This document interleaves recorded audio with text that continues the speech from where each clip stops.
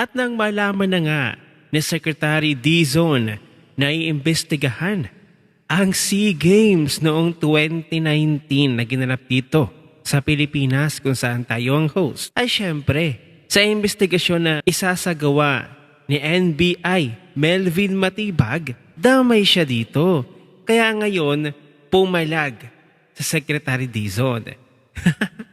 Ang nakakatawa, matapos pumalag ni Secretary Dizon, abay absuelto na agad sa Secretary Dizon sa isasagawang investigasyon ni Melvin Matibag sa SEA Games noong 2019. At ayon pa kay Melvin Matibag, sinabi nito na nagkataon lang daw na involved sa Senator Alan Peter Cayetano sa iimbestigahan sa 2019 SEA Games. Hindi naman masyadong halata. Pero heto, may balik agad kay Melvin Matibag kung isasagawa niya ang investigasyon na ito laban kay Senator Alan Peter Cayetano. Ngunit bago tayo magtungo dyan, heto ang statement ni Melvin Matibag. Vince Dizon about the 2019 Southeast Asian projects. Ano pong, will it affect this case? Well, magkaiba po yun. Alam ko po yan. Kaya nga nagulat ako dahil Ay, nabanggit yung pangalan ng magkaiba? Secretary Vince Dizon dito. Because I have a copy ng joint resolution na naimbestigahan na po dito yung allegation kay Secretary Vince Dizon kung siya dating BCDA na chairman, ano po? So na-clear na po siya ng isang investigating body which is ang ombudsman. Kami naman po rito mag-iimbestiga rin and we'll do a referral. So fact-finding po yung gagawin natin. Ano ba yung Hindi mo masyadong halata, no? Dahil hindi siya nasubmit sa audit. Ano yung mga titingnan natin? Yung mga pumasok na pera. Because to my initial observation na binigay sa atin, this about 2.3 or 2.2 billion pesos na pondo ng gobyerno na inilagay po sa PhilHealth, which is NGO siya, foundation siya na tinayo. Malala si Matibag. Ito para foundation, para pag inano mo rito, yung sa Napoles doon, mga foundation yan. Ay, po yan, Napoles na naman. Ito ang ating iimbestigahan dyan. Dahil pera po ng gobyerno yan, pera ng taong bayan yan, this should be subjected to liquidation and audit. Ano po ba yung audit natin? Narinig natin yung mga binayad po sa mga officials, yung mga uniform na binili, yung pong pagkain na sinasabi dyan, chicken longganisa raw, tapos may allegation na kikiam. Magtatanong mo tayo ng mga gano'n. Alam po natin yan. Inabsuelto siya. So kung ang issue yung sa tungkol sa kanya, doon sa infrastructure, meron na nga sagot. Sabi ko nga, may kopya na tayo galing dito sa... Ay, ang bilis. Okay, ngayon. Kung kinakailangan ipatawag si Secretary Vince Dizon, bakit? Dahil magbibigay linaw siya doon sa ating inimbestigahan. Kahit hindi si Secretary Vince Dizon na makakapagbigay ng liwanag, ating tatawagin. Sir, para malinaw, Aksaya oras lang ito, Melvin Matibag. Instead na iniimbestigahan mo ang flood control. At speaking ng flood control, heto ang pasabog ni Senator Alan Peter Cayetano. Panoorin natin. Praise God. Opportunity mga musta. Quiet lang po kayo, atin-atin lang to. Pero iparating natin sa NBI, sa DOJ at sa Malacanang. Tayo-tayo lang ha. Sabihin natin sa DOJ, sa NBI at sa Malacanang, di kayo halata ha. Slight lang, pero hindi naman kayo halata. Pero alam niyo po, meron biblical principle. Palaban si Kung Cayetano. anong ating itatanim, yan ang ating aanihin. At sabi parati ng ating mga kababayan ay sana all. So, ito proposal natin sa NBI, sa Malacanang, at saka sa DOJ. Imbestigahan niyo yung Southeast Asian Games 2019 kung saan tayo nag-overall champion at tinangala ng buong Southeast Asia. Imbestigahan nyo ng husto, bigay nyo lahat. Number one We will yun support totally.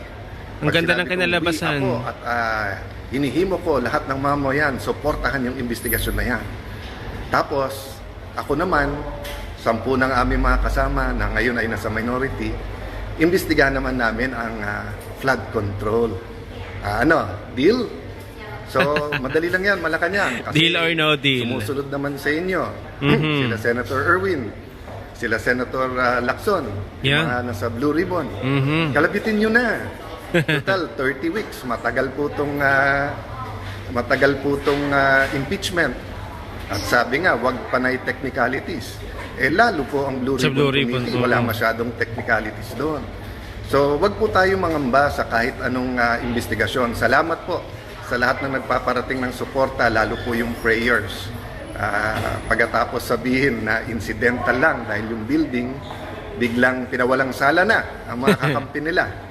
Tapos sinabi ng DOJ, tama yung investigasyon na yan.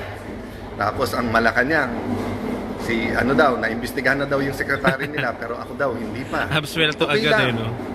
Imbestigahan natin lahat. Pero hindi naman siguro bad words ang flood control. Yes. Ang bad words ay cover up. Mhm. So, tamang-tama, magsosona na ulit.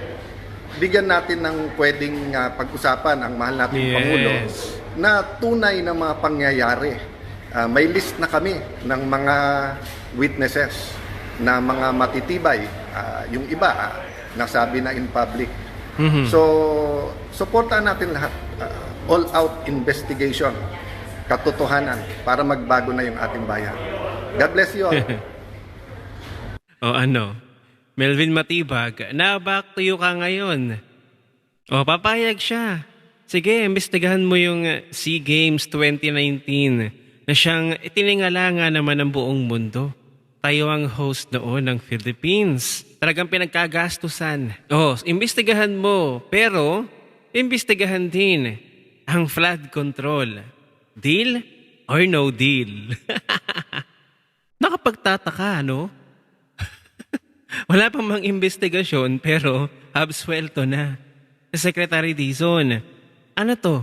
Porque kaalyado ninyo, iaabsuelto nyo na. Pero yung mga nag-iingay at ipinaglalaban, nalabanan ang korupsyon sa Marcos administration ay yung inyong iimbestigahan pa. Talaga namang halata masyado. Ang inyong panggigipit naman ngayon kay Senator Alan Peter Cayetano. Ang ginipit ninyo sa Senator Jinggoy, ayun, ikinulong na ninyo. Pangalawa, sa Senator Bato, na inyong balak ibigay sa ICC, o yun, nagtago. Pangatlo, sa Senator Marcoleta, na inyong sinampahan ng kaso dahil sa campaign donations, na which is, meron din namang campaign donations ang bawat politiko. Bakit si Senator Marcoleta lang? Ano to? Selective.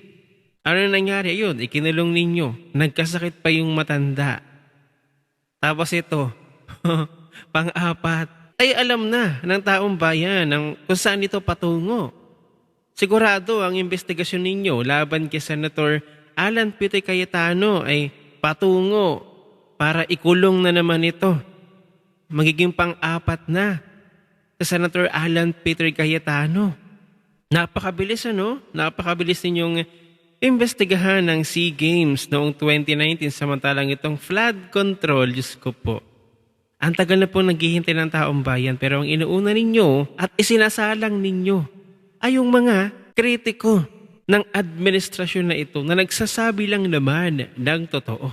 Ang ngayon ito magiging preliminary investigation. Magre-recommend ng filing sa ombudsman. At pagdating Sandigan Bayan, syempre alam na ang kasunod.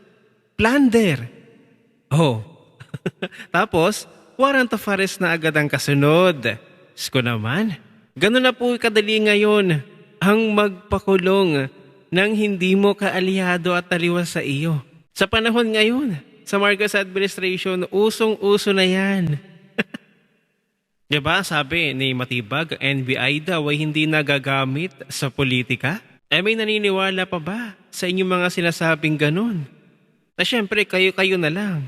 Mga manloloko at magnanakaw. Hindi nyo nga maimbestagahan ng flood control? Sige nga, Matibag. Punta kayo ng Ilocos, tapos imbestagahan ninyo ang flood control doon. Doon parang klaro yata ang mga ebidensya. Tapos, filean ninyo ng kaso si Sandro. Pero syempre, hindi nyo gagawin yun. Kasi, hindi nga kayo namumolitika sa kaalyado nyo. Kaya't sa investigasyon na gagawin ni NBI Matibag sa 2019 SEA Games kung saan ang chairman dito ay si Senator Alan Peter Cayetano. Ano ba ang ating mga inaasahan na mangyayari? Tama ba ang aking na-analyze na mag-file sa ombudsman? Pa-file ng kaso si Senator Alan Peter Cayetano. Pagdating sa Sandigan Bayan, plunder agad. Tapos, may warrant of arrest na agad. O pagkatapos, kulong. Instant kulong. Opinion ko lang yun Yun yung na-analyze ko na naman kasi nakikita na natin yung pattern. Simula doon kay Senator Jinggoy, kay Senator Marcoleta. Eto, parang doon na naman patungo. May isa na namang senador na sa tingin ko, ipakukulong na naman ng administrasyon na ito.